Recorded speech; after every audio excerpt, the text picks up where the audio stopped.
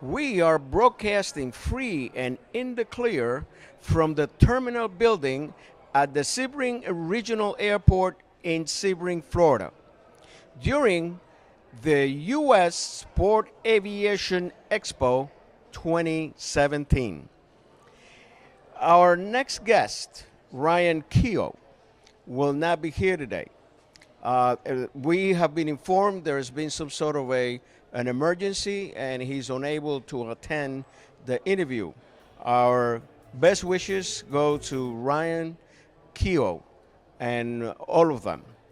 Our next guest we're going to have here for you today is a fellow, how can I say, fellow companion of the group. He's heavily involved in the National Aviation Safety Foundation. He's also one of the main key players in the production of videos, and his name is John McLeroy. John, welcome to the show. Thank you, Alfonso. It's always good to see you and be a part of this fantastic organization where we're on a live television set and we're broadcasting live and in the clear for the Florida Aviation Network. This is a great service to the aviation community. Well, anytime we can promote aviation safety, that's what we're about. That's what's going on. You and I both, we feel that way personally. We act that way professionally. We speak about that to the people out in the world and promote that where we can. So the National Aviation Safety Foundation, of which I've just become a board member, we have several projects. And as you know, the Florida Aviation Network is one of those projects that we use to get that promotion out. And so having this forum, having our crew that you guys don't see behind the scenes, maybe if you saw our interviews earlier, we've got some great team behind the scenes that actually come out here. We volunteer, we put in our time and make these presentations and put this out to the world. And as you like to say at the end of all your presentations, to all of our fans out there in cyberspace. We never know how many people we're going to affect by these productions, especially when it comes to safety. We know there's going to be a lot, but we really don't know exactly how many. And that is the unfair thing on safety, on preventing accidents and preventing incidents.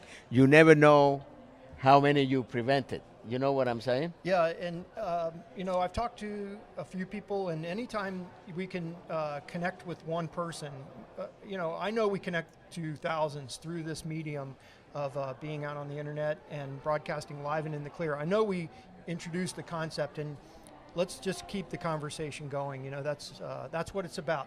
You've always done that, I know.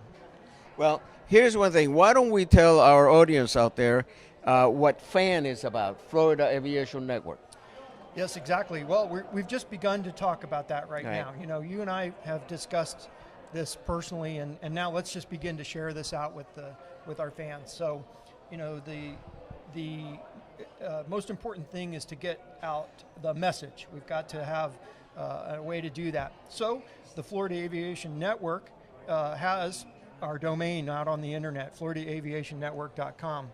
And don't forget our hundreds of fan friends and how we connect through Facebook and the online social media. We get those emails, we get those notifications that people are enjoying themselves online, getting the word out, and of course our mentor and leader, Obi Young, he's spearheading the team that puts that out. So we've got other people that are behind the scenes. Of course, one of our team players is Jennifer. She spearheads so much of that social media. We get that out, and that's the spirit of Florida Aviation Network, as you know. And then, of course, we come to events like this, and tell the folks where we are. Sure. Well, we are at the terminal building at the Sebring Regional Airport in Sebring. And For the 2017 Sport Aviation Expo. And the theme here is, the sky is not the limit, it's just the beginning. So we're going to be hanging out here and promoting sport pilots, aviation, and light sport through this medium. But really, our message is safety. So, that's exactly what it is. Now, why don't we go ahead and talk a little bit about the GA Awards? Well, that's a great project. I don't know. You guys need to understand that we promote the people who are promoting the message. And one of the ways that we do that is through the General Aviation Awards ceremony, which takes place every year. There's two types. One is a regional event, and in the Southeast region, we're getting ready to have our event on the 30th here. In 3 more days, we're going to present a Flight Instructor of the Year award to the regional flight instructor. And don't forget that that's also a national award. So each regional award recipient then gets put up to a selection process for the National Flight Instructor of the Year. Hey, do you know any of those guys? Of course I do. I know a few of them, I think. It's tongue in cheek, right? I think I know a few. Well, but there is something very special this year with the CFI Awards. Would you like to comment on that, please? And you're so right. What's special is, we've had one of our strongest advocates and just leaders in our aviation community. He's gone west, and that's Larry Enlow. Larry is one of those people that will be sorely missed, as well as very difficult to replace. He was such a mentor to hundreds of people, from just one-on-one with pilots, and he was at the FSDO 15 as one of the managers there. And the team of people that he had underneath of him, I think it was something like 60 designated examiners for the FSDO 15 region. Correct. Amongst one of his several duties, he was the principal operations inspector for flight schools, just a couple of small flight schools like Embry-Riddle and yep. Flight safety. Just a couple of flight schools like that. And he did that personally. That was his job. So now I believe they're probably looking at 4 or 5 people to do that very same job, aren't they? I'll tell you. Well, I met Larry 30 years ago when I came to Orlando, and I knew him as a flight instructor. We then became pilot examiners together, and then he went into the FAA, and I joined the FAA thereafter, a few years after that, and we worked together. Actually, my cubicle was about 2 cubicles away from his cubicle. Talk about being good friends. Oh yeah, and we saw each other every day, and we did a lot of work together out in the field. But the thing about Larry is that there's been a lot of dedicated inspectors in the FAA, and Larry probably is way up there in the list, because I'll tell you, sometimes I forget something, let's say on a Friday, and I had to go somewhere on Monday. And so on Saturday, I would say, well, I'm going to go by the FSDO and pick up whatever it was, maybe a notebook or whatever. And who was there working? Larry Enlow. After hours, I come back from the field. Most of my operators were in South Florida. So I usually get to the FSDO past 5, 6, 7, 8 o'clock sometime in the evening. And who was working there? Larry Enlow. How he did what he did, he managed 59 to 60 examiners. That alone, in any other FSDO, requires 2 or 3 inspectors to do. He handled that single-handedly. He also was a check airman for DC-3s. Yes. He kept that up, and he was also going out. I think there's only 2 of them or 3 of them in the United States. So he had to travel to meet these people and get those check rides on the DC-3. So overall, the working ethics of Larry are very, very hard to equal from anybody. Well, and we wanted to acknowledge that, and I understand what you're getting at, and let's just share that the award ceremony this year for the Regional Flight Instructor of the Year for the Southeast region is going to be presented with the Larry Enlow Award.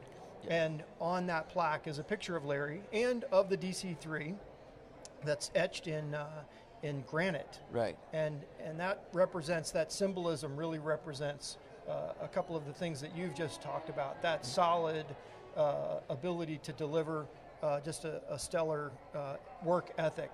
And I like to say that his sage advice was not lost on anyone. And he was the Delphi Oracle. He knew all and saw all. That's right. You could ask him anything and he knew the answer. The solution was found in him. So talk about somebody who you'd like to be a part of in terms of being like him. He'd be one of them. Yeah. And another quality of Larry, I guess, is everybody had his cell number. You're right. I know. You could call him at 2 in the morning and he would anytime. Answer it. When I was an examiner, and he was, of course, my boss, so to speak, before I became an inspector, I had his cell number. So if I run into a situation at 8 o'clock at night, 7 o'clock, 6, whatever, on a Sunday, I will call him. He will answer, and he will try to fix the problem. So all around, his work ethics were unbelievable. So this award to be named after him, it's something that is well deserved. Well, his wife is going to be there as we present it. I'm looking forward to it, and I want to get the word out to everyone in the industry that it's all about that leader that showed you how. That's that person that took you under their wing, that had that magical phrase or that picturesque moment that in your mind you put it together. The light bulb went off. Aviation all of a sudden made sense. You became comfortable in your own skin. You started to enjoy flying, because you had that feeling that was given to you by your flight instructor. That's what the good flight instructors do. That's what we're all trying to work towards. Those are the types of people that we want to be around. So let's acknowledge Larry and promote general aviation safety through the Florida Aviation Network with events like we're doing right here. Let's promote the National Aviation Safety Foundation with projects such as FAN and the General Aviation Awards. And let's make sure that we meet together online as we're doing here through this medium, introducing the people who are in our industry, working with people with sage advice and experience like you, my friend, and putting the word out there anywhere and anyhow we can to promote general aviation safety. So here we are at the 2017 Sport Aviation Exposition in Sebring, Florida. And guess what? Sun and Fun is coming. Sun and Fun. We are always looking forward to Sun and Fun. What are some of the other projects? Albuquerque? Definitely the Balloon Fiesta. If you've never seen that, the sponsors that take care of the Balloon Fiesta, one of them is, I can't promote it too well, but there's a film company. Can you imagine that? The colors are unbelievable against the Sandia Peaks. The magical boxing of the wind pattern that sets up there. They put the keys to a car on top of a telephone pole. And the first balloon pilot to fly over the telephone pole and get the keys wins the car. They have never failed to give away a car. Can you believe that? Now that's piloting. Those guys are pilots. Because, when you think about it, once you're floating up there, you're at the mercy of the wing. Well, the wind, they play that wind like a Stradivarius violin. That's the key to the whole thing. Well, what's the last one that the Mac Daddy of them all? Oshkosh. Oshkosh, going up to Wisconsin and hanging out with all the birds of a feather. They certainly flock Yes. together to Oshkosh, Wisconsin. So wherever those events are, you're going to find us here at the Florida Aviation Network. And for those of you that don't know how to do that, is the Florida Aviation Network.com. And log on to it. You get all the information there. And I've been informed right now that we're getting to the end of our time. So we're going to have to say goodbye. It's been nice to have you here. And to our viewers out there, this is Diego Alfonso signing off with the Florida Aviation Network.